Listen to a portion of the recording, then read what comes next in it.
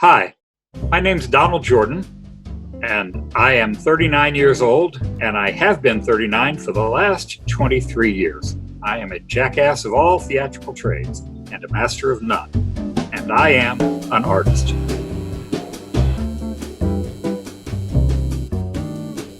You know, Don, it's funny. I started off early trying to categorize these and who would we do and would we do them in different breakdowns of actor and stage manager and all this. And ultimately, I said, just keep doing your friends.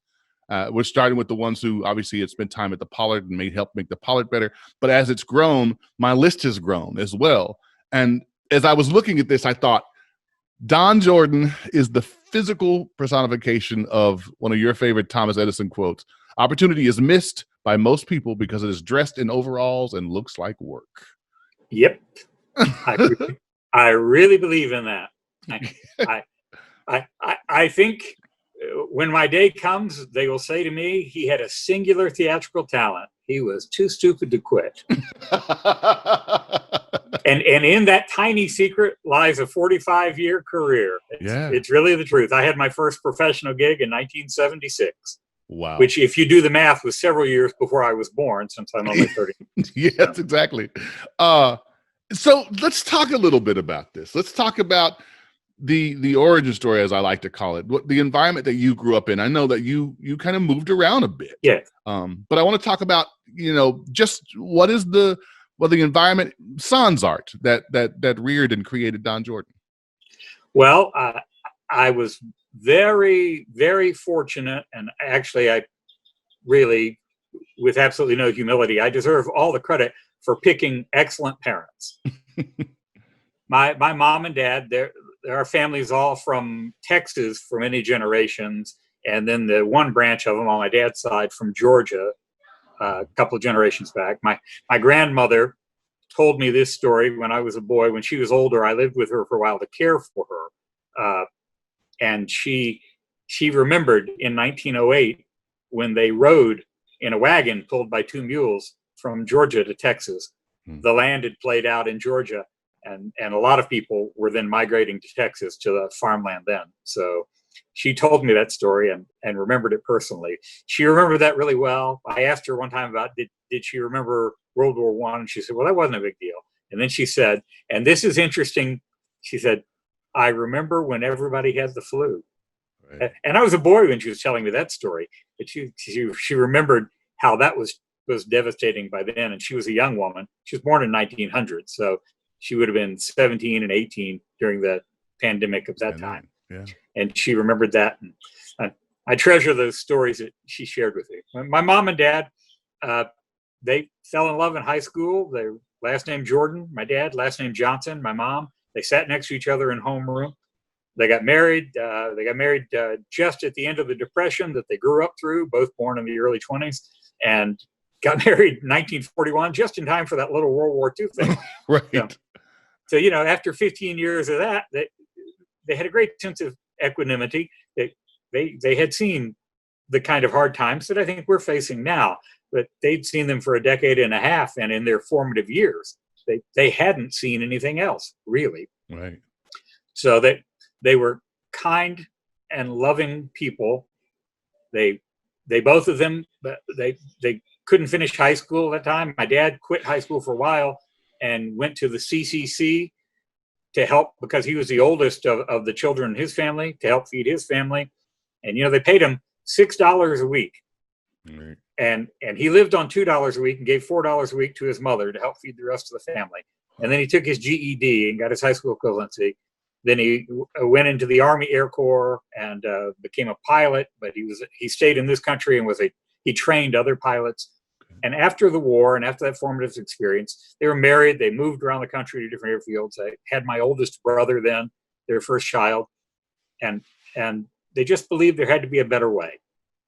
And my mother's mother had long been involved with the Salvation Army. She was called Granny Johnson, and she was kind of a folk hero in Dallas. She was a senior member in the social services for the Salvation Army, and she was also the head nutritionist and cook for the old Parkland Hospital.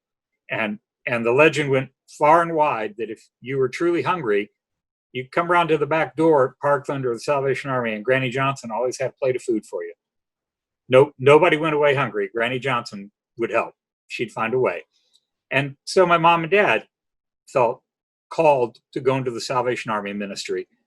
And then I grew up around people who, I used to joke with my dad, I grew up with people that they wore a uniform, they stood on stage, they sang songs, they told stories, they moved all the time, they didn't make any money, and they were trying to make the world a better place. He wanted to know how I became an actor, and I'm like, the apple fell right under the tree. Right. I mean, it's literally the gypsy lifestyle that Yeah. you're, but only in this is a different branch of a type of service, but the impetus is the same.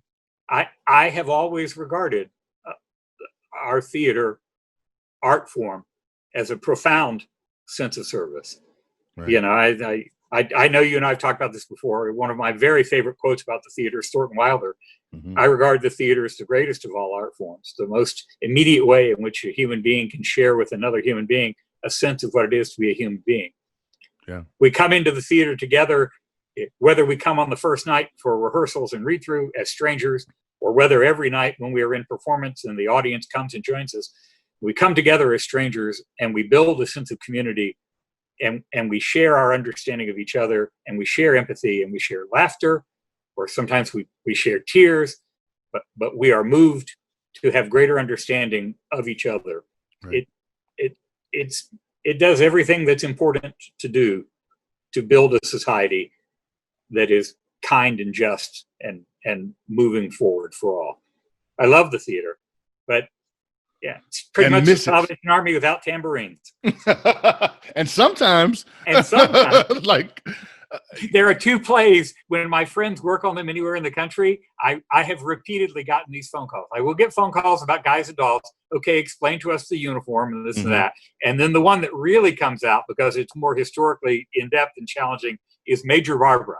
Anytime one of my friends does that particular Shaw, I'll go, do you have a book? Do you have some pictures? I have a whole pile of them that I've sent to people over and over. Just a dramaturgy kit that you just put in the mail. And several years ago, the real crisis was the Dallas Theater Center was doing Guys and Dolls, and I'd been in that company for several years. And Stage West in Fort Worth was doing Major Barbara, and they overlapped. Wow. And I'd done like 15 plays at Stage West over the decades. It's a theater. It's very dear to me. And so I would actually have to end up going and picking up the books I'd loaned from one and driving them over to the other city and handing them back and forth and getting them so they either go to for dramaturgy or go to the costumer or that kind of thing. And then I had to borrow flags from the Salvation Army. I had to borrow a bass drum, that kind of thing. Because, it turns out everybody doesn't just have that laying around. It's not as common as you'd think.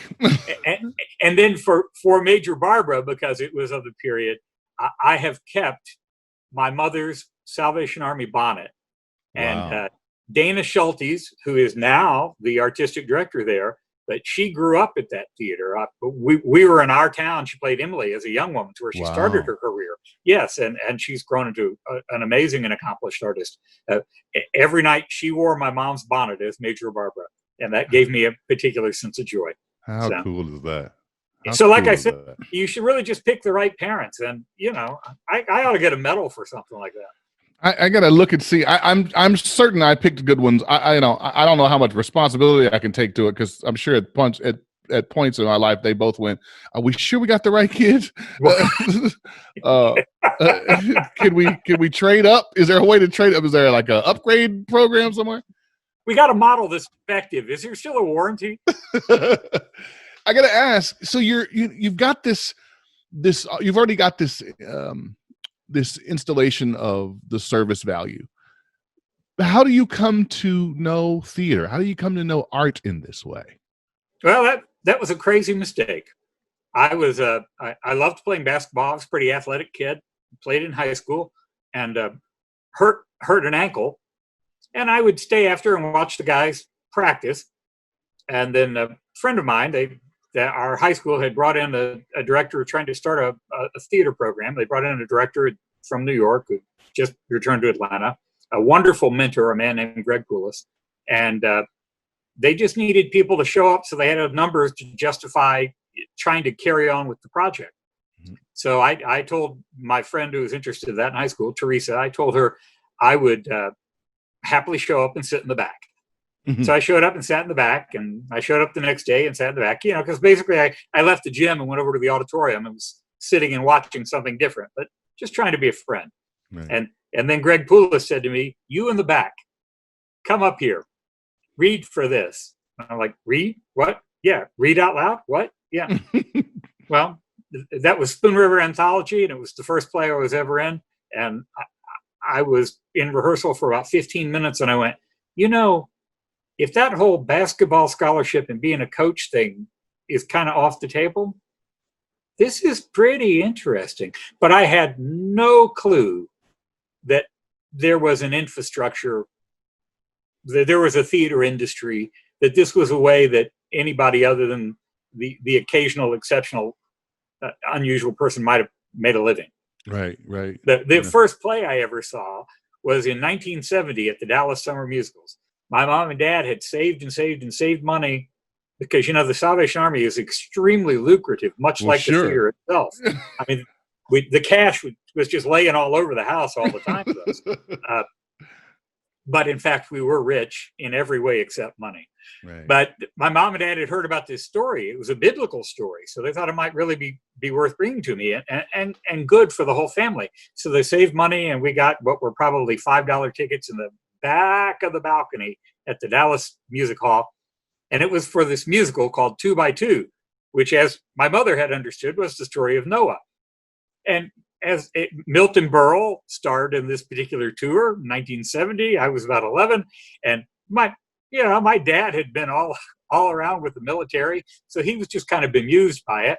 My mother was sort of quietly shocked, like a good preacher lady from the South would be, and I was on the edge of my seat at the age of, I guess I was 11 then. I was on the edge of my seat going, how long has this been around? Who invented this? Right. What a great, it's like TV, but better. and I never forgot that.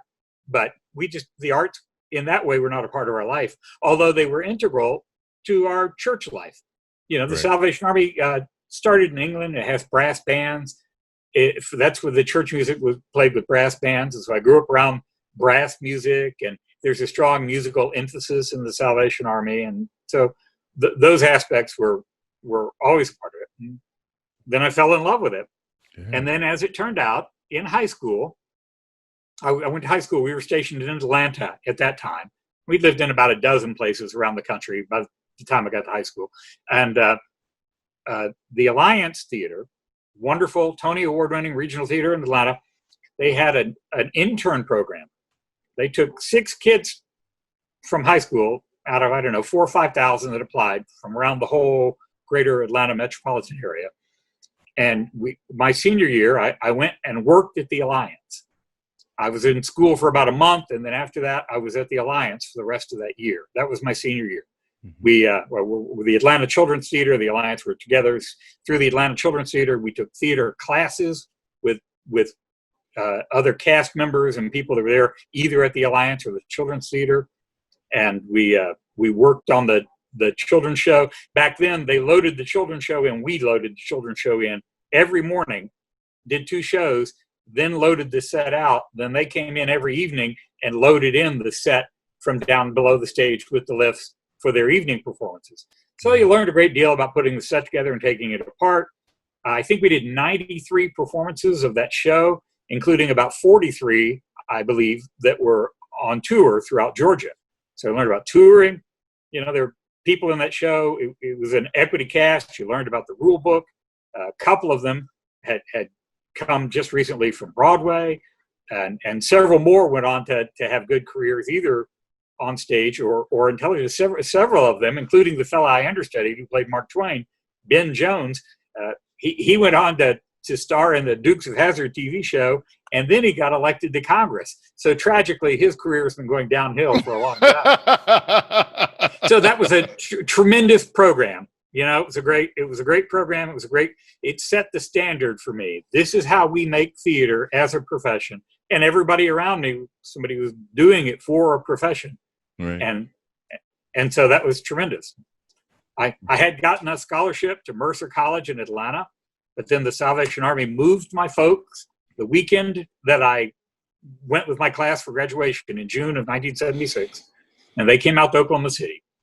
Now, my folks, we didn't have a lot of money. I was going to have to pay my own way through college, but my folks had said I could live at home and pay a greatly reduced rent.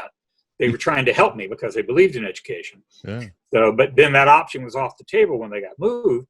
So my dad said to me after he came out to Oklahoma City a couple of months later, well, why don't you come out here and look around? There are a couple of schools out here. So I loaded up everything I owned in my 1970 Chevy station wagon that I bought for $200 when it had 120,000 miles on it. Nice. And I drove it all the way out to Oklahoma City, half a dozen blowouts and adventures along the way. So, and yeah, because it was everything a car like that would be. Oh. So I got out there and my dad said, well, they have some pretty good schools here. There's this one down in Norman that's a long way away. And there's this one that's a little closer and it's a Methodist school. Mm-hmm. So I got out my map. I drove over to OCU. I looked for the building that looked like the theater building. I walked down the hallway and Claire Jones, who was my great mentor in my career, she was sitting in her office in the basement of the Fine Arts Building, and she said to me, I don't know if you knew Claire, but she's a great champion of theater, had this wonderful dulcet voice, a little Carol Channing-esque. Can I help you? And she looked up and smiled, and I said, well, I'm looking for some place to maybe study theater, and I just came to look around. And we talked for a few minutes, and she was very kind. And I happened to mention that I just come from the Atlanta Children's Theater and the Alliance. And that was one of the 5 or 6 most respected children's theater in the countries at that time. And Claire was an internationally respected children's theater artist. Yeah. And she knew Chuck Dougherty very well. So she asked me a little bit about the theater and about Chuck and that. And I talked about it. I think she decided I really had come from there or whatnot. And so she was like, young man, you should come with me right now. And she walked me next door to the administration building, and she walked me up. And she said, we have to have this young man enrolled. What paperwork do we have to do right now? He's a theater student. And that is how I came to go to Oklahoma City University. And in all my time there, Claire looked out for me. She knew I was working my way through college. She, every job, no matter how ridiculous, if it was honest, she would pass on to me, $10 for a puppet show, $20 to go over here and stand on your head and sing songs, because she knew I was really scraping by. And in fact, I'll tell you a story. She's been passed away for many years, and I didn't even discover this till after she died. One summer, she asked me if I'd watch her house, because she traveled internationally and did children's theater festivals around the world in the summer. And I said, okay. And she said, but I insist on paying you, because I was not going to be able to come back to school in the fall. And I told her I had to take a semester off because I needed to make some more money. And so she offered me to do that. And then I had a job that was close at the old baseball stadium in the fairgrounds. I was the mascot for the 89ers. So I ran around in the mascot suit at all the home games. And I was doing one-man puppet shows for Hinkle's Puppets and traveling throughout the state. I mean, anything honest and theater related to make money, I'd do. So I was watching Claire's house. And then years later, I came back and I was visiting with Bob Varga, who was her partner in writing plays and who was the head of the department, was also a great mentor to me. And I asked him, well, who watched Claire's house after I was gone? And he said to me, well, Mrs. Collingsworth, of course. And I said, what do you mean? So, well, Claire's mother just lived around the corner. She always watched it, except for that summer when Claire got you to watch it. I almost can't tell this story even now without a tear coming to my eye. Claire just made a job for me so I could come back to school. Yeah. You never forget mentors like that. You never forget. That $500 might as well have been $5 million to me. Right. That was the difference in what let me come back to school. So. And she saw something in you and was determined to make a way for you. Well, she was a kind spirit. You might be overstating my case, but yes, we did enjoy a very close relationship, and she made opportunities for me. She let me direct programs and be a tour manager, which she had not done previously with students for the shows that she sent out with the Let's Pretend players because she knew that I had toured with the Atlanta Children's Theater. And so sometimes then I realized for her that actually was probably great. She didn't have to make all of those road trips, you know, and for us, it was a great adventure. But those are the kind of mentors that change your life. You know, you never forget, and you can never really quite repay that debt. You can just pay the interest on it if you can help other artists along the way. And there was a third one in that triumvirate from OCU, and that was Carveth Osterhaus. All three of them now are passed away. Bob lived to see us start City Rep, and in fact, his last production that he saw was the first time Jonathan and I did Tuna Christmas. And he was very pleased with that, you know. Jonathan was another of his students. And Carveth lived long enough that we actually got to honor him at City Rep. We did an event for him and honored him.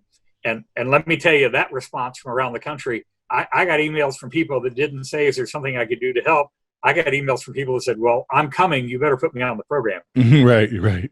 And Lara Teeter came. That's a Tony nominee. Ron Raines came. We all went to school at the same time. Ron's a Tony nominee. And they were just like, yeah, I'll only need about 10 minutes. It wasn't really a lot of discussion. Right. So that evening, it kept expanding and expanding and expanding till it almost ran to midnight. But, you know, what people had in their hearts for a long time to say thank you. So I can tell you stories about Carveth in that way, too. He was a remarkable mentor. He used to direct up at Music Theater Wichita with John Holly. And they were having auditions at OCU, and they took a break, and he walked John Holly across the street. My office was in the Children's Center for the Arts across the street. The year after I graduated, we got a grant that hired me as an artist in residence, and I was on the staff at OCU. Right. And so I was working with Claire in that capacity and helping run the Children's Theater program in that capacity. And then Mr. Reagan got elected, and the first thing he did was eliminate all those grants because, you know, the arts, what are you going to do? So, but here John's been sitting in these auditions all day long, and Carveth walks him over and kind of pushes him in the door to my office and then stands behind him in the door so he can't leave and says, John, I'd like you to meet Don Jordan. He's a really talented young actor. I think you ought to offer him a job. And that's how I came to work at Music Theater Wichita. So, well, which is interesting because it leads me sort of back to something I thought of. I'm going to push back a little bit because you said maybe overstating your case, but Claire, and you said Claire's a kind person. He has a kind spirit. And that's absolutely everything I've ever heard, in addition to being a well-renowned figure in children's theater. But she also, being kind, would be kind to everyone. But she takes a moment and says, no, this kid has to come and be part of it. And it's all part of a narrative we're forming because Carveth says, hey, John Holly, this kid, there's something about this kid. Again, this kid that we know as the guy in overalls who's at some point in each year is going to be at your theater watching a show from the back row, who is going to see 100 plays in a season, who is going to read twice that in a year, who is going to take out all of his colleagues to lunch and make sure that he's talked with them and talked about how he can help them grow whatever it is that they're doing. So let's let that narrative live. I'm going to put that nugget in the audience's mind because we're going to come back to it. I think it's interesting that you make this this progression thus far. Your parents aren't theater people. Your parents are education people. And there's certainly people who understand service, but all of this has happened with what I can only assume is absolute support. They're supporting your education. They're supporting your investment in this odd career path. My mom was more worried because she had been a little younger. She's 4 years younger than my dad. So the depression really made an impression on her. My dad had kind of been through everything. He's like, well, you know, if you love it, and you can make a living and you believe in it, carry on. So he was pretty sanguine about it. But yes, they were both supportive. They carried a lot of responsibility. When we were stationed in Oklahoma, they were responsible for for all of the Salvation Army in both Oklahoma and Arkansas at that time. So it was a position of a good deal of responsibility and a lot of pressure, a lot of traveling.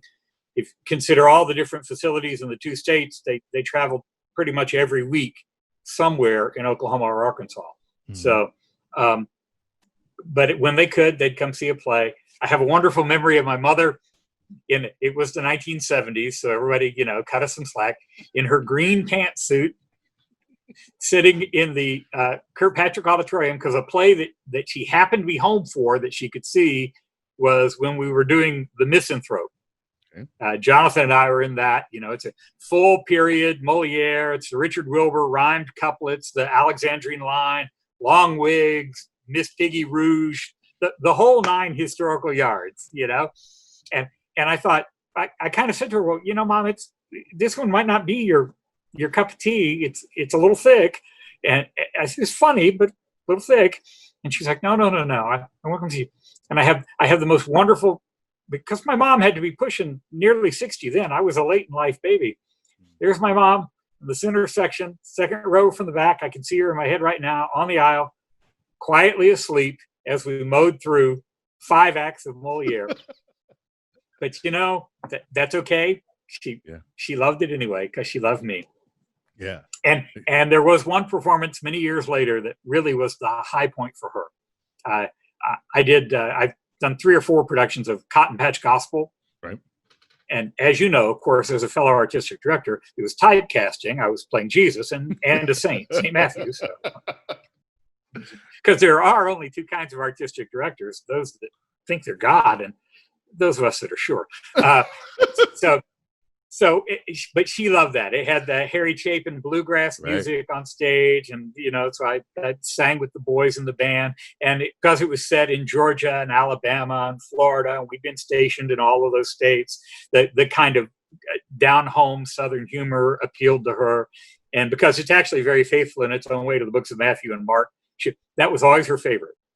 I think the longest run I did of that was at Casa Manana in Fort Worth. It held over, ran about 6 months. Well, let me tell you, that was a play my mom would come to with a drop of a hat. Anytime she had a friend come through town or somebody new showed up at church, she was like, well, come on, we'll go over to Fort Worth and see that play.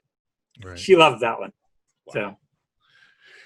So you've got this support system. You're at OCU. OCU is providing you opportunities. And as I say this, you're at OCU, so I'm sure you have, just money coming out the ear, or a wealthy benefactor, or it was all given to you. Because and the answer to all of those is absolutely. Yeah, that was a state check that was directly involved in investment in future artistic directors, because that's so lucrative. So you're at the same time, you're working your way through school. Right. You're going to every place that will have you, that will let you sleep, that will let you paint, that will let you work, that will let you act. I used to work for KATT Radio. I did occasional radio comedy specials for them. Mm-hmm. And then I was also, this was when that craze for mascots, they found out I was a mascot for the minor league team. So I was the first cat. I used to appear in a cat suit. I did TV commercials for them. I'd make appearances. Back then, their AM channel was, believe it or not, disco, because that was hot. Whoa. So every time you'd have a new disco open, make an appearance there. Every Friday and Saturday night, we hosted at midnight the Rocky Horror Picture Show up at the Will Rogers. Right. And one of us would appear and be the radio representative. So I must have done that. That ran for years. So Don, I must have done that 50 or 60 times, and everybody else did them some too. I've thought about you doing a lot of theater, and never once has it crossed my mind that you would somehow be affiliated with the Rocky Horror Show. Well, that's awesome. Now there you go. It was honest work, and it paid. That's right. And boy, was I scraping those pennies together. There were a lot of days, because my house was far enough away. We lived at 63rd and Meridian, not far from where our office is now, and I know you know where that is. Well, our house was right around the corner from that. Wow. But I had just enough gas to get to school, so then I had to stay all day because we'd have rehearsals in the evening. So I could either have enough gas to go home, or I'd have to stay there, and then I didn't have much money for lunch. So I frequented the little sandwich bar that they've now named after the late Alvin Nathie, Alvin's place. I could have a hot dog and a Coke. So most days you could find me down there. I'd have a hot dog and a Coke, and then I'd go to my classes in the afternoon, then my rehearsals in the late afternoon, evening, and I'd go home. It was a glamorous life. You're doing all this. When do you hit the point of no return? I call it. You decide there's nothing else I can do. There's no other career for me. Yeah, high school. Wow. When I went to the Alliance and discovered that there was a path for this and that all these people did this, and this is how it's done. This is an equity book. This is what equity is. These are the rules. This is what's expected of you. Mm-hmm. This is the level of professionalism and concentration, and look around you. Don't be late. None of these people from Broadway are late. You're not late. Mm-hmm. Don't know your lines. They know their lines. All those things. It was like, oh, there's really a way to do this, and I love this. Well, I wanted to ask. After that, the NBA didn't call, and so this has been the only thing I've ever done. It was a shocker, and I know it took you a while to get used to that. But I asked, I'm slow, but I can't jump. I really am. Double tap. I asked you this because we've talked about this in the past, but I've heard so many young people say that they figured this out at a young age, and I've had parents say to me, well, I want to give them time to kind of figure, and I think all that's valid, but I also want them to know there are a whole host of folks like yourself who said, I discovered it then, and there was nowhere else for me to go. Yeah. And then I started learning immediately how to become a professional. Those kids that I get to see, I've been blessed with to work with at Christmas Carol or To Kill a Mockingbird, whose parents start off from the very beginning saying, no, this is how the professionals are behaving. This is how I want you to behave. You were doing that in real time. Yeah. It was such a fortunate gift to go to the Alliance. I mean, it's a Tony Award-winning regional theater, to work around those excellent professionals when I was so nascent, and to learn what the standards are and follow those standards, accept them as your own standards.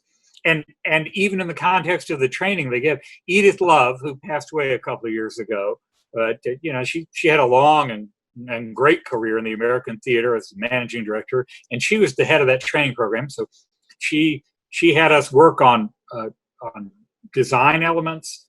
We did everything. We worked on the tour. We worked on the crew. We were in the plays. Like I said, I understudied the lead. Which I never could have played. Right. So, thanks. But one time when we were on tour, he got in a little scuffle in a bar, and they weren't quite sure they were going to get him out of the local Who's gal. The next morning, they come knocking on the door of the hotel room where we were glamorously staying 4 to a room. So, and they're like, well, you have to get ready because you might have to go on as Mark Twain. And I'm like, yeah, right. Yeah, like that's going to happen. And, they were all looking in the door like this. So I went, oh, okay, well, I'll just get right on that then. Your voice is changing a little there, Mark. Clemens. So that was pretty exciting. Here's a great story about that. When we went on the tour, we were interns. We didn't make any money, but we went on the tour. They picked up the hotel room, and they gave us $6 a day to eat. It was $1 for breakfast, $2 for lunch, and $3 for supper. So I packed a loaf of bread and peanut butter, and I could save $3 a day. Right. So I would come home from our weeks on tour, and I would have $20. Yeah, per diem. I could buy gas. Yeah. I was cruising, man. You were hustling, is what you were doing. Yeah. You were trying to find a way to make this thing work. So you get out of OCU. You're done with that part of your education, and I say that part because the career is actually the education. This is the primer. Yes. The primer is what happens at the university level. That's exactly right. So what's the path? What's next? Well, as I said, OCU hired me back for a year, and given how close I was to Claire, had those grants and funding programs not been cut, I might have stayed at OCU all my career, taken over for Claire and carried on. But when they were cut the next year, that's when Carveth beat John Holly over the head with a baseball bat and made him hire me. So I went to Music Theater Wichita, and I worked there for a year. And Carveth had strongly recommended to me to go on and follow what was a pretty new path then, the MFA program, because Carveth had been in the company at the Dallas Theater Center and had earned his MFA there. And that was a very hard program to get into. They took about 20 a year, again, out of somewhere between 5,000 and 7,000 applicants every year. People really wanted to go to the theater center. But Carveth had encouraged me to think about it. And I said, well, I have to go make some money for a while. I got some loans. I've got to try to pay down college. So I after the year Music Theater Wichita, I went to Mid-America Theater Alliance auditions in Kansas City on a lark. I just drove up and thought, let's see what I get. And I was really lucky to get hired at the Mule Barn Theater for their summer season in Tarkio, Missouri. So I did that. And then I was in touch with Carveth and I applied to the theater center again on a lark with those kind of odds. You know what I mean? It's kind of like trying to make the house payment in Vegas. It's not like you think they're going to pick you. Right. So, but and here's another story to be grateful for. But they did pick me, and I was really fortunate about that.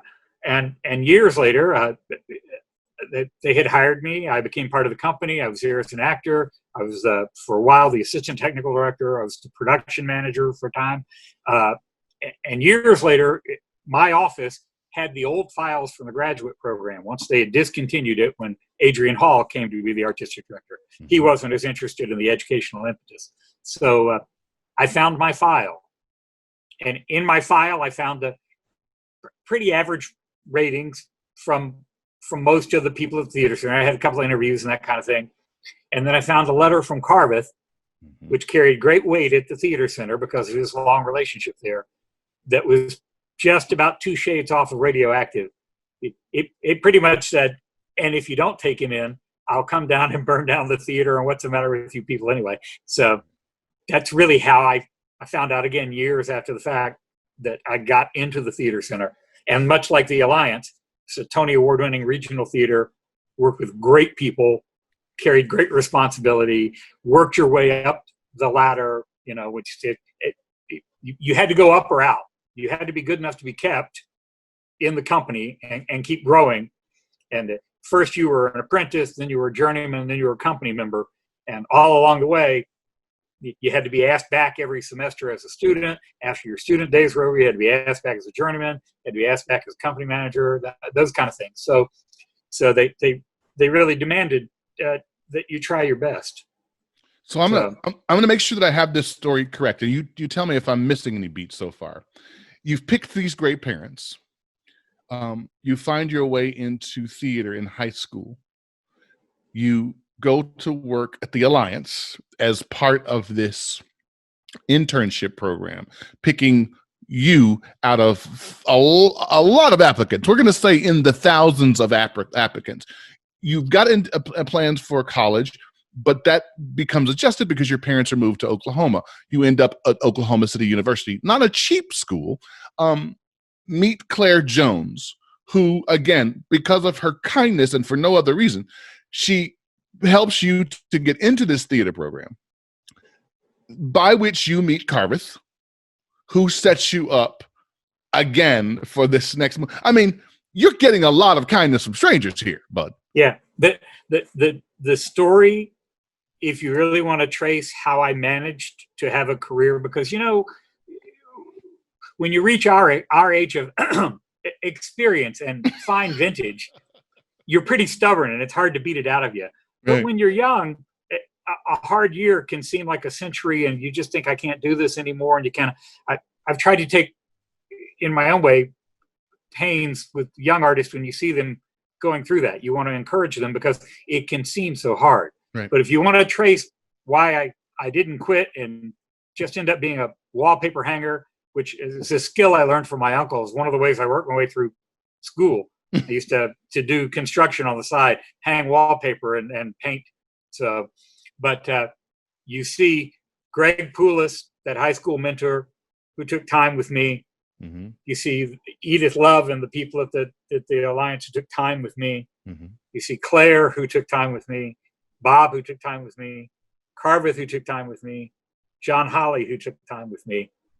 And then by that time, I went to the theater center, and then I was actually a quasi-grown adult.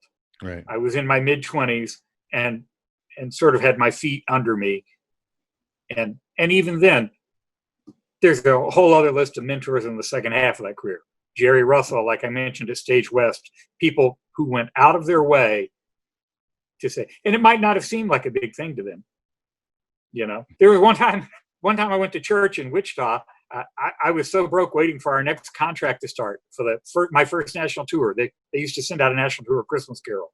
Mm-hmm. So, and I was so broke, I wasn't sure I had the money to get to rehearsal. I was afraid they'd fire me. And somebody at church gave me $20.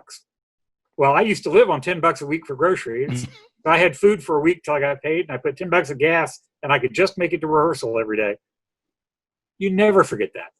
Right. When somebody walks by me and they don't have enough money to get to rehearsal the next day or that kind of thing, you think, there's a lot of interest that's accrued on that $20, Don. You maybe ought to try and pay a little of that bill back. Sure. And thank God that you do. You mentioned the touring life, which you've done quite a bit of. I'm going to say to you a phrase, and I think maybe you can take it from there. Hear the beat of dancing feet. It's the song I love the melody of 42nd Street. Tell me about it. Well, I had been to New York one time for a show.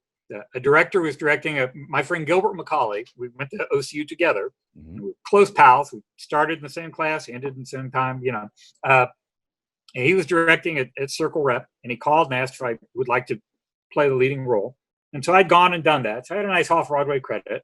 And actually, he called and asked me if I wanted to come play this lead at Circle Rep the day after I got cast in Greater Tuna for the first time at Stage West with Jerry Russell.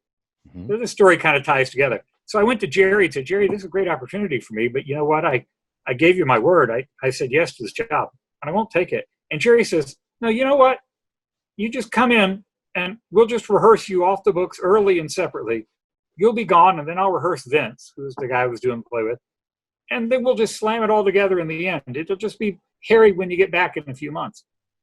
So because of Jerry, I got to do Greater Tuna, which I was selected as Actor of the Year. It was the biggest hit in Fort Worth history at that time. But I also got to play a leading role at Circle Rep with Gilbert. So then I was back in Dallas doing that, and Jonathan Beck Reed, whose name comes up in everything that pretty much ever happened in my life from college forward. So far 50 plays together, and one theater, and his wedding and my wedding, and gosh knows what else. Probably a bank robbery in there that I shouldn't confess to.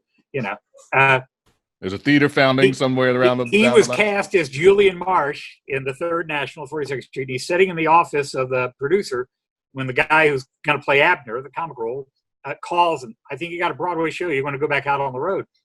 So he's turning it down on the phone, and the producer turns to Jonathan and says, God, I don't want to have to rent 890 again. I don't want to have more auditions for one role.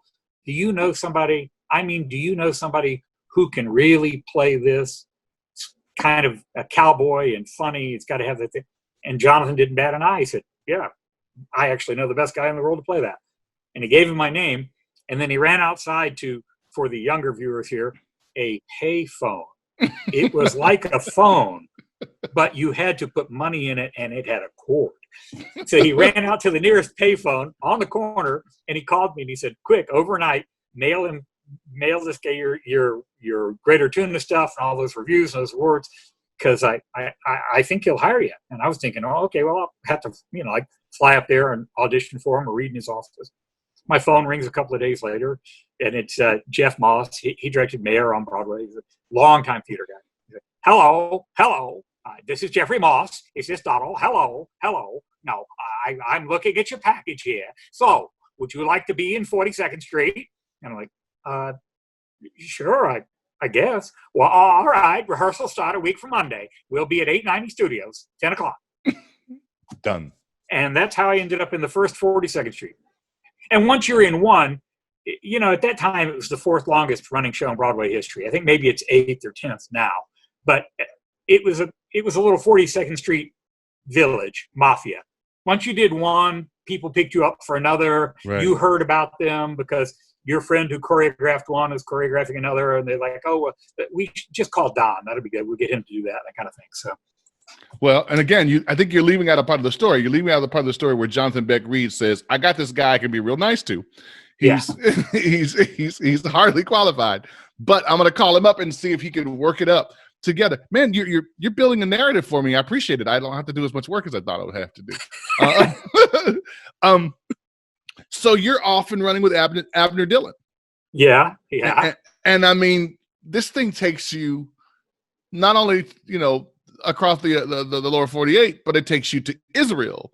Yes. That first company, we did the lower 48 and we did Canada. And then we went to Israel for 6 weeks. I think we were the first Broadway show to ever go to Canada. And that was a very interesting experience. And then a couple of years later, they put out yet another company because it's so successful. And that time they just called and offered me my role again. and that was nice.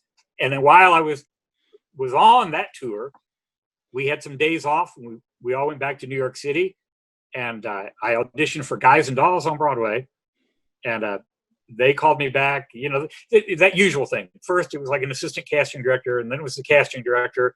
Then finally the last time it was for Jerry Zaks. Mm-hmm. And then the casting director talked to me afterwards and said, well, you have a tour, but you don't have a Broadway show. So they're nervous about you for the Broadway cast, but I can tell you now, they'll use you as a replacement. And then we think it'll tour if it's a hit. And I was like, okay, great. And then that same day I went to an audition for another 42nd Street, which Chet Walker, Bob Fosse's long assistant, the California company, because it paid more and you didn't have to tour. You right. Sat down at Harrah's at Lake Tahoe, which, suffering for my art, like I like to do. Much like a monk in real solitude. I mean, the back door of the condo they rented for me opened 20 feet from Lake Tahoe. It was pretty rugged. So it's the story that, you can't make a living in the theater, but every once in a while you can make a killing. It was great. They paid us great money and it was a great show. And at this point I'd already done it three or 400 times or something. And so I didn't just know my lines. I knew everybody's lines. Right. And then they said, well, do you want to understudy Julian Marsh? And I said, well, that's the worst casting in history, but I know it. Sure. And they're like, yeah, okay, great. You'll never have to go on, but yeah, exactly. So I never went on. I went to understudy rehearsals once a week, and they paid you a little extra for that. And I'm like, yeah, okay. I know the whole. As a parlor trick, I used to stand backstage to amuse the stagehands, and I could do everybody's lines one line before them through the whole play. I could do all the gestures just before them. Right. Once you've done it that much, you kind of remember it. So. Well, and the caliber of talent they're putting together for these tours of this show, again, you have to remember, this is in the era when this is the show. This is the kind of meat and potatoes of Broadway. You've got a young dancer in your company, in one of the companies of the show, who is working out all the Bob Fosse stuff and kind of learning all that stuff. Chet Walker is involved with this production. This young dancer, if I'm not mistaken, turned out to be Andy Blankenbuehler. That's right. That was a California company. Yeah. That's right. And, he had such a joy and passion. He was the youngest person in our company. And he would get the other dancers, because there were a whole bunch of Fosse ones, because Chet was doing it. And they're a very loyal group. That Fosse family, they really stick together. Yeah. And he'd get them to come in during the day and just teach him all the Fosse choreography from the shows they'd done, because he didn't want to lose it. Right. He had been a little too young to do it, and he just wanted to know it and have it in his vocabulary. But, who knows whatever happened to him. Yeah, that guy didn't ever do anything. That guy didn't. Yeah. That guy has worked in. I mean, he did that stupid, 1776 ripoff with Lin-Manuel Miranda. But I mean, other than that, there's really nothing happening with that guy. So you've done all of this work. You're working with these people. You've got this relationship. All of these people being incredibly kind to you. Because of your lack of ability and your lack of, more to the point, your lack of work ethic, which is really what this narrative is about. You work just about as hard as anybody in the theater. I don't know that I've ever met us. So I'm constantly going, I am not working hard enough because I'm around you. But then you take it to another level. And it's one of those places where I know this isn't really about theater, but it's an important story for me. Because you get a letter from retired Salvation Army Lieutenant Colonel John George. I didn't know I'd ever told you that story. That's right. When I was in California, we'd signed star contracts because we were running like the first 5 or 6 months of the year. It was 1992. And they didn't want us to leave for pilot season or to go back for audition season in New York and all that. So they paid you more. And, any reason to pay me more, I was very interested in. So my dad, I had left New York. Jonathan and I were actually 2 weeks away from starting rehearsals for international tour of My Fair Lady. He was going to play Higgins. I was going to play Pickering. Mm-hmm. And my dad got sick and had cancer. I came back home to Dallas. My dad got a little better. I toured through the Midwest with a show that Steve Emerson wrote. He and I toured in and played the leads. A musical called The Stolen White Elephant, based on the Mark Twain short story. And then at the Christmas break of that tour leg, my dad got sick again. So I left that tour. I stayed to the end of the leg. And then I came back home to Dallas to help my mom for me. Then while I was in California, my dad wrote me a letter and he said that the cancer has come back. And that's the last letter that he ever wrote me. I still have it in a scrapbook. And so I would call him from California. Our day off there was Tuesday. People would stay for long weekends in Tahoe. So Monday night, you still had a show. Tuesday, you had off. I talked to him every Tuesday on the phone and see how he was doing. And he was getting worse, not getting better. And so I flew out to see him the last week of the show. I'm just like, Daddy, hold on. I'm going to be home next week. No, I'm coming. I just came to see you today. Well, that was the last time I saw my dad. And I told him I loved him. And we had a wonderful relationship. I am about to turn 62 years old. My father is still the finest man I ever met. He was a man of kindness and love and decency and patriotism and resolve and hard work and character. He's everything you want somebody to be. And you deserve a lot of credit if you picked him for your father. So my father asked me in the hospital if I would come home and take care of my mom. Now, my mom's side of the family is not very long lived. Her mom died at 59, and she had a sister die at 60 and one at 61. My dad's side of the family is pretty long lived, and he was never sick till he got sick with cancer and died. So I think we all thought I was coming home for a year or two from New York. And that was 1992, and my mom lived to be 94, the oldest person ever in the history of our family. And so I came back to Dallas and had to invent a different chapter of my career. I had friends in New York who would ask me, they'd say, well, don't you miss New York? How can you, your career is going pretty well and you're working all the time. And I was like, yeah, well, you can actually do a play somewhere else, but they pretty much only gave me one mother. Right. So it was a pretty clear choice for me. Yeah. So that's how that happened. I think it's important to note that because you've got this foundation in service. You've got this incredible work ethic.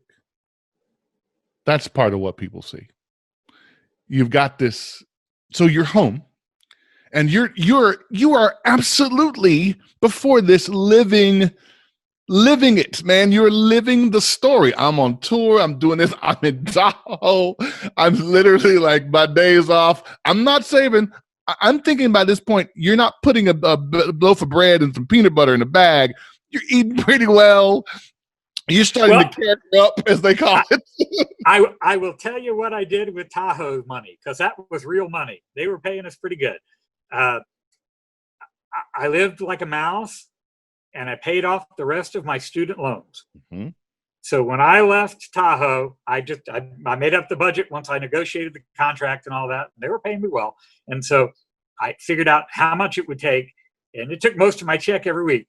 But I paid for I paid off the last of undergrad, and I paid for the last of grad school. So when I left Tahoe, I didn't owe anybody in the world anything. And you get home, your dad, who you've been fortunate to have this wonderful relationship with, who you're blessed to get your work ethic and your sense of service from, and as well as your mom, to take care of Salvation Army, Lieutenant Colonel. I also want to make sure that that's clear. Sybil Jordan. That's right. And while you're home, there's this thing, Lyric Stage. Yeah, that's right. You're gonna do that too. My friend Steve Jones, I ran into him in the lobby at the Dallas Summer Musicals, and he said, what are you doing here? You're in New York. And I said, well, yeah, I told him a story about my dad, and he knew my folks a little. He and I had done a production of Rodgers and Hammerstein's Cinderella Now, mind you, he's 2 years younger than I am, where I played his father, the king, and he was Prince Charming because, Okay. character. Because that's how it works in our, yeah. Yeah, because that's how it goes. So, yeah. One time in college, I had a professor at OSU, Mariana Danforth, who said to me, now, honey, all you kids, don't you be picking these roles 20 years older. You can't play them, except you, Jordan. That's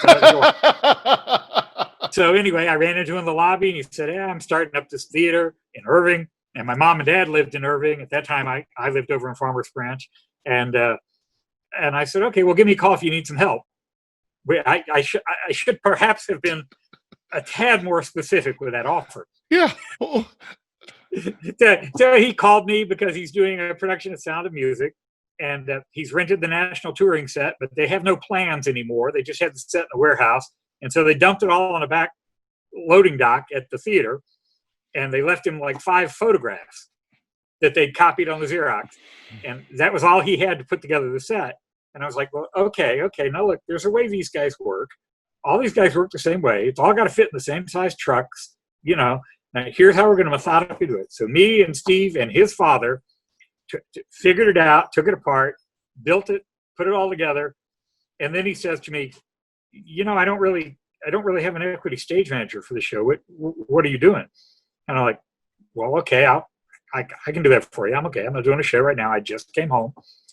And so then we had auditions, and we didn't really have any character men show up.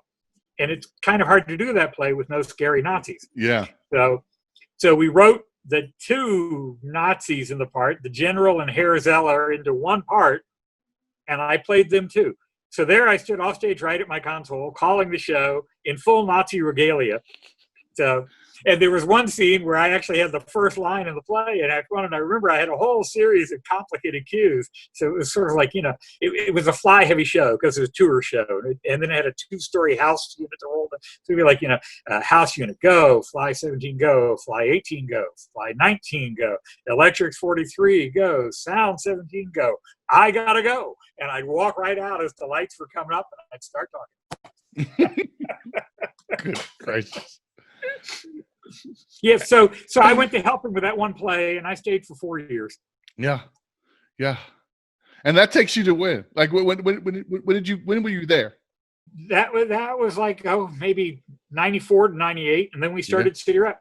Yeah, I was gonna say, because that led you right to Let's Do Brunch on New Year's Day. Yeah, that's right. At Ruth Charnay's house in Oklahoma City. Several of us. I had come back, and now it appeared that my mom was very healthy and doing well, and I was not going to be going back to New York anytime soon. Jonathan had come back to Oklahoma City to do Will Rogers' Follies, and he sat next to a very attractive, smart young woman in the chorus. And her name was Amy Reynolds. I heard she's good. And so suddenly Jonathan seemed to have a lot of reasons to want to stay in Oklahoma City. Michelle Wilson, another one of the co-founders of the theater, she had been the assistant manager at Lyric, and she had married, her husband Dave was a doctor, and they were in Pennsylvania. And sadly, Dave got cancer and passed away very quickly.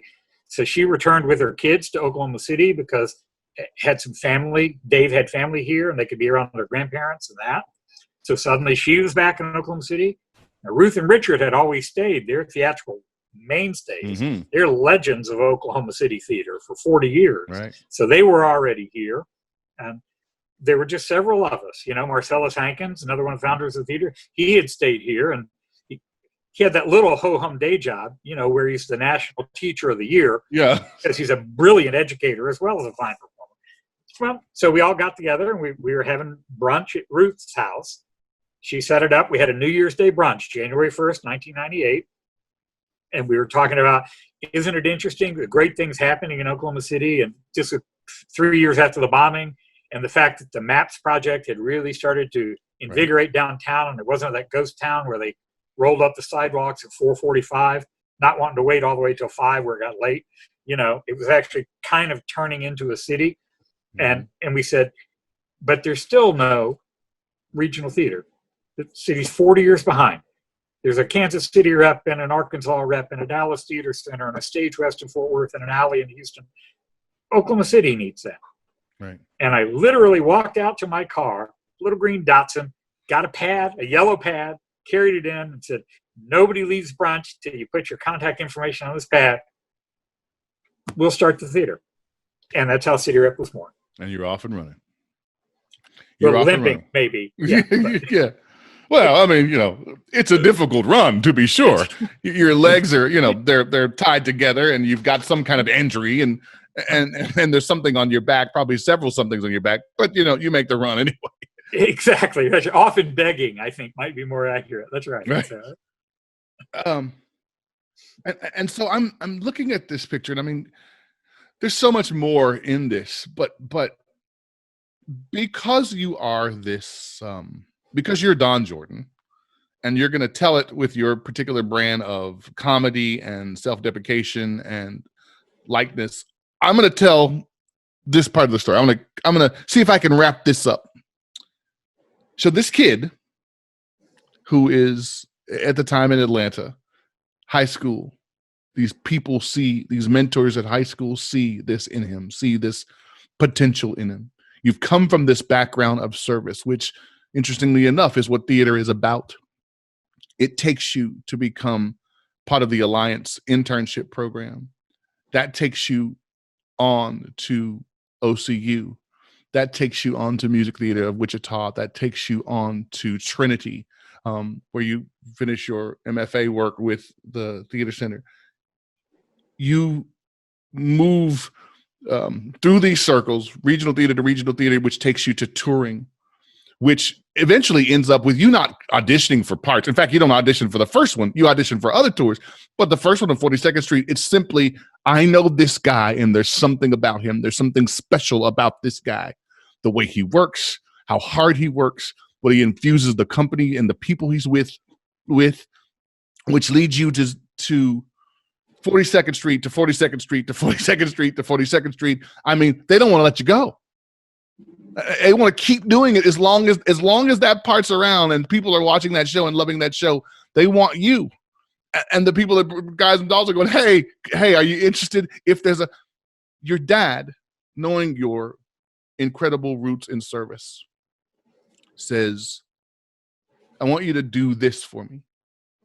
And you come home and become caretaker to your mom, the only mom you have, as you've said before. And while some in our community are surprised that your career takes this choice, for you, it's a no-brainer. That leads you to developing Lyric Stage in Dallas. I mean, you're on the ground floor of this company. It doesn't exist if you don't come in and help them figure out how to take the set and turn it into the picture. I will say that was really Steve's baby. You want to give credit where it's due. Now, sure. They might have had a set that collapsed or possibly killed 3 of the nuns, but I was a helpful. You're a helpful part of that factor. Not only because you're also in the play and calling it, which this is a serious theater company, and they have to start that way. So take note, kids. Don't get to judging because all of us start with humble beginnings, and these are still world-class organizations. That takes you to this brunch, and I'm doing the fast version as fast as I can, to this brunch of OCU grads, kind of put together by Richard and Ruth Charnay in '98, which builds the Oklahoma City Repertory Theater Company, which is now what, 16 years, 15 years? No, the just abbreviated by our good friend COVID season was our 18th year. So this next season, which may be known for all of us, who knows, as the ghost season, or when all the theaters weren't, will be our 19th. Wow. And then, because we will make it through this, all of us together, we are going to come back. It'll be our 20th season, and it's going to be a great year for theater for all of us all around the country. We're going to come back with renewed excitement and gratitude for how fragile and ephemeral our art is, and the fact that we can gather together again. And I think that's going to be an amazing year. You mentioned the thing where I try to see 100 plays a year. Yeah. This will be the first year. I'm not going to come close to my goal. I was at 24 in March when everything shut down. Right. And that's probably where I'm stopping for the year. Yeah. I don't think I'll see any more live theater this year. And but when the fall of 2021 gets here, Oh, what a I would beautiful like to be morning. very, very tired from rehearsals, and every minute that I'm not in rehearsals, I'd like to be seeing somebody else's fabulous work. Yeah. In the midst of all that stuff that you've done, you got a chance to work with or have work for you, um, Adrian Hall and Andy Blankenbuehler, Eugene Lee, Audra McDonald, Kristen Chenoweth, Patty LaPone, Bernadette Peters, Mandy Patinkin, Susan Egan, Lara Teeter, Paul Winfield. You've got a chance to do stand-up, which we didn't even get a chance to talk about that. That comes in the second episode that we do with you. You've been over 35 years with Actors Equity. You are a huge proponent of the union that you watched as a high school student. You watched and saw the level of accountability and responsibility those members have. In the midst of this, you've been recognized, you and the theater have been recognized by Actors Equity, by Theater Communications Group, by the Oklahoma's Governor Arts Award, proclamations from Mayor Mick Cornett, proclamations from the Governor Mary Fallon, the American Theater Wing, the National Theater Award and grant you get. Only 10 theaters in the nation get it. You on this Hall of Fame for OCU, the Theater Schools Hall of Fame. You do productions of Grapes of Wrath that gets the production an Emmy for this special that is done about it, Back in Time. All of this is about that kid that somebody sees something in. Yes, they spend time with you, absolutely. But I think you would agree that we spend time with people that we see the potential in. They see your work ethic. They see you as the physical personification of opportunity is missed by most people because it's dressed in overalls and looks like work. You spend a lifetime working in this business, and somebody out there is going to look at your path and go, that seems like a lot of work, but I want to do it. It's not work if you love it. It's very, very, very, very, very, I sound like Lucy in Your Good Man, Charlie Brown. Very, very, very, very, very happy to be. It's very hard play. Yeah. And if you get to play every day, it's wonderful. It's meaningful service. And every time you do it, the theater is the greatest sport because when we all play it right, we all win. Everybody gets the gold medal. The playwright, the artist, the audience together. It just makes things better. But it's a demanding art form. Half effort doesn't cut it. No. Not trying hard enough does not make theater. To me, there's one essential rule of theater that can never be broken and that we all owe each other as theater people together. And that is, don't stink. Yeah. I might have used more colorful language, but sure. but we owe to each other to honor the art form with our very best effort, always, every day, every performance, every show, everything that we can do. It's focused on the art, and all the rest of it. There are many traps where people can get sidetracked, or people may have a personal agenda, or they think it's about them instead of the play, and that's kind of driving the wrong way down the one-way artistic street. Right. Everything about it is service, and everything about it requires artistic and personal integrity and dedication, and very hard play. But if you do that, it's enormously rewarding, so far as I know, in every way but financially. Well, that actually, I think, unless you've got some addendum to it, that actually takes care of my next question, because I was going to ask you to talk to the Don Jordan successor. Tell him, give him a piece of advice, and what you just said, I think, was a perfect example of one of the reasons why I am so grateful every time you and I are able to work together. Not only because I know when I get a chance to collaborate with you, not only do I know it's going to be somebody who shares my passion for the project, who shares my passion for telling good stories, for being of service, but it also is a boon to me because it says, for Don Jordan to choose to work with you, then you must be working hard enough. You must be working in the way that is equal to that standard he sets for himself. Now, I got a long way to go, but you set a bar, my friend. You set a bar in your work, and it's a bar that I am happy to try to meet, but more importantly, happy to try and share. Yeah, and you haven't been 39 nearly as long as I have. I've got a few years on you, so the job for you is to raise that bar. That's what we all want to do. We want to raise that bar all the time. Set it as high as you can, and really encourage that next generation to do even better. That's evolution. That's how you make it better. Absolutely. That's why we're not still doing it with torches for theater lights. Got to keep getting better. Got to keep getting better all the time. The theater requires that. So I like to end these with the Bernard Pivot questionnaire, because I think they're so telling and informative about who these people are. So if you don't mind, Don Jordan, what is your favorite word? Well, I'm loquacious, as you know, but if I had to pick one, I think it would be kindness. I think kindness is the great secret superpower. Kindness makes us able to work together, whatever your endeavor.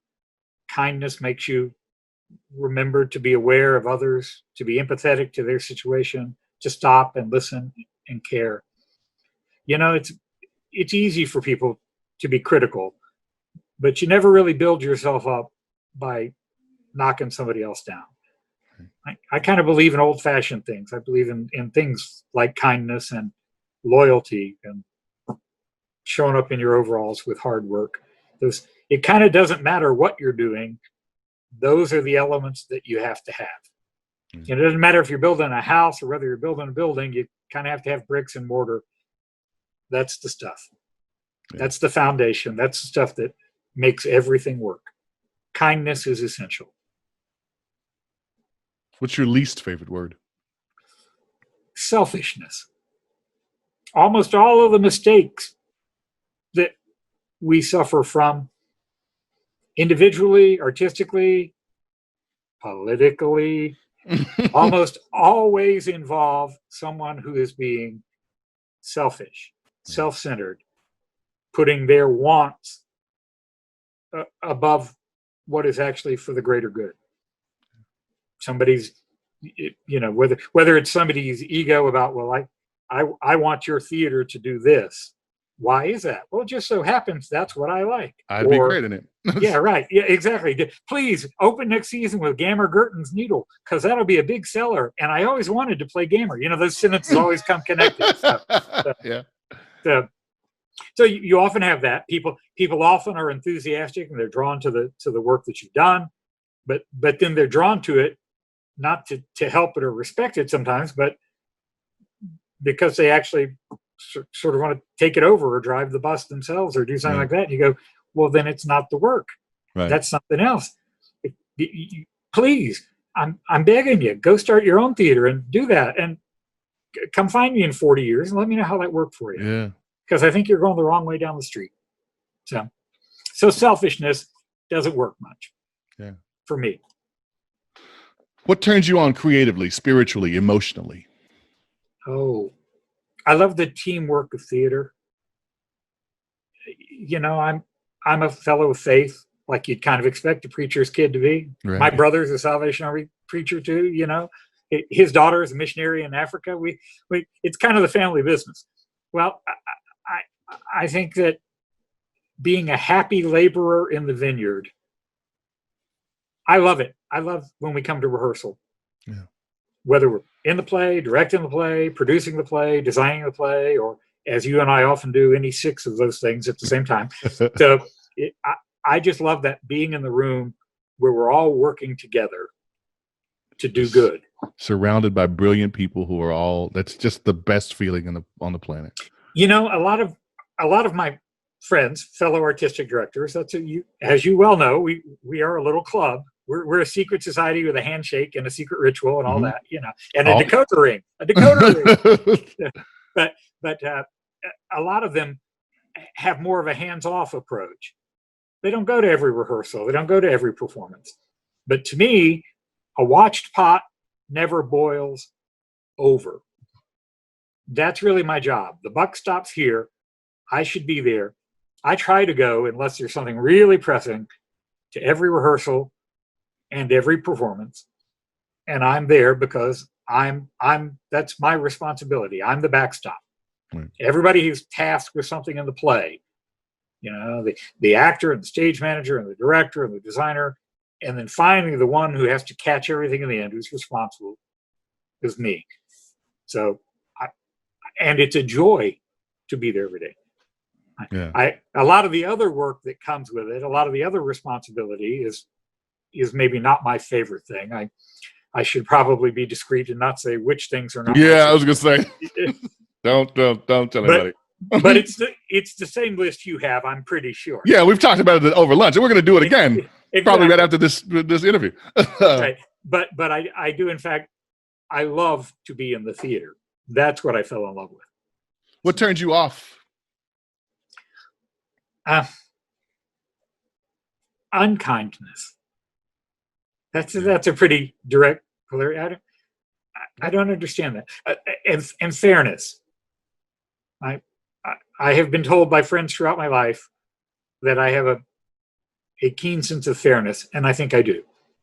Yeah. You can't ask everybody to be happy in the group if everybody in the group's not getting a fair deal. We may only have a plate of beans, but everybody gets a spoonful of beans. A plate of beans, yeah. Right. One guy doesn't get all the beans, and everybody else splits a spoonful of beans. What is your favorite curse word, Donald Jordan? Oh, my mother's really not watching, right? Oh, she's watching. Well, yeah, I know.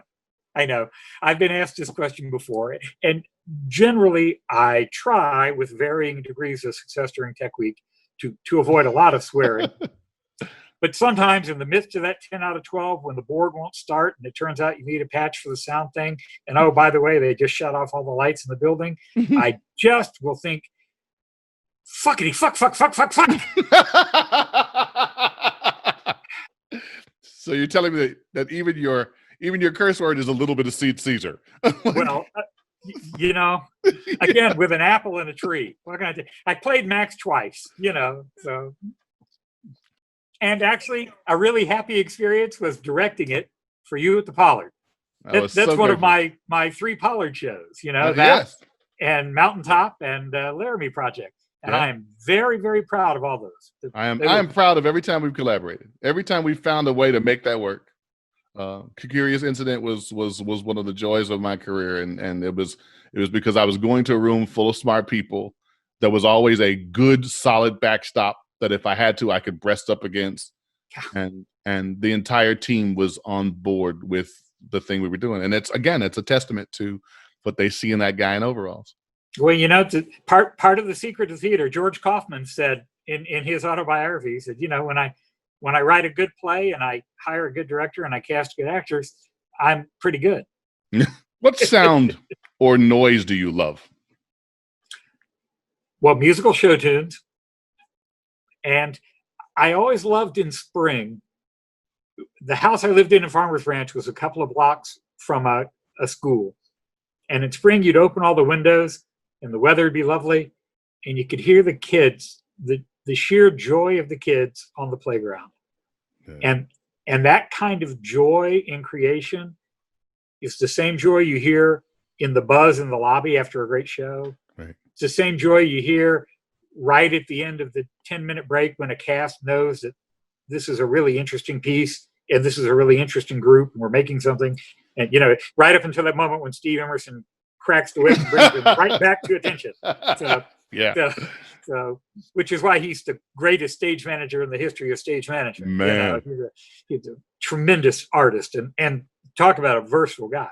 So, but I love that sound, that joyous sound of people in that frisson of joy and creativity. Yeah. What sound and noise do you hate? Oh, voices and anger. Sure. The only time I find anger to be worthy is when it's righteous anger. And even then, you must judiciously use that tool. Yeah. Words spoken in anger cannot be recalled. What profession other than your own would you like to attempt? Well, I told you about the NBA thing. So seriously speaking, if I had to pick something entirely different, maybe clean energy is a whole new field that didn't exist when I was a kid. And you kind of think that's an incredibly worthy service to the future of humanity. And it's nascent, working that way. Clean air, clean water, recycling, any of those things that will help us. Because that's one of the great social problems that we are only becoming aware of, and that we will have to face together and solve over the course of the next 30 years. What profession would you not like to try? Oh, politics. I've heard that once or twice. If they would make me king with absolute authority, and I just do everything I say, I could probably lay it all out. I mean, it's just a production problem.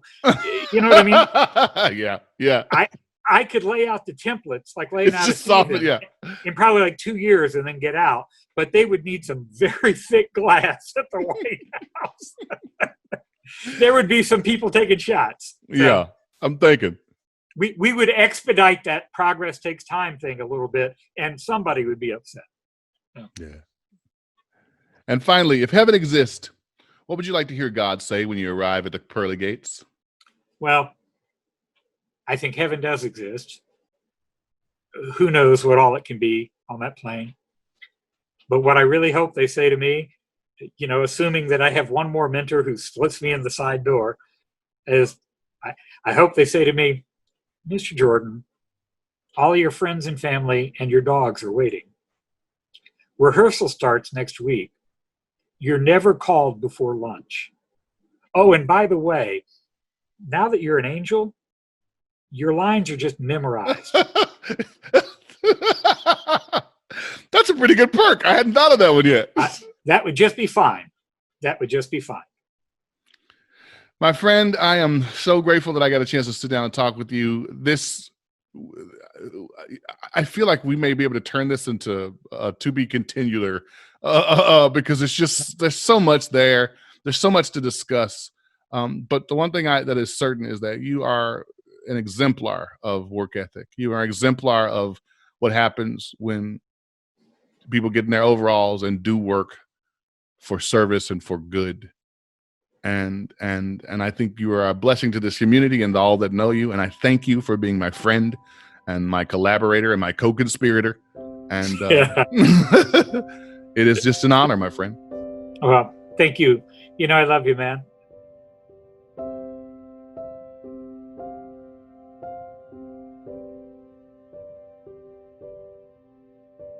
I am Donald Jordan, and given a great benefit of the doubt and kindness on your part, I am an artist, and I am plugged in, even if my battery may be running a little low.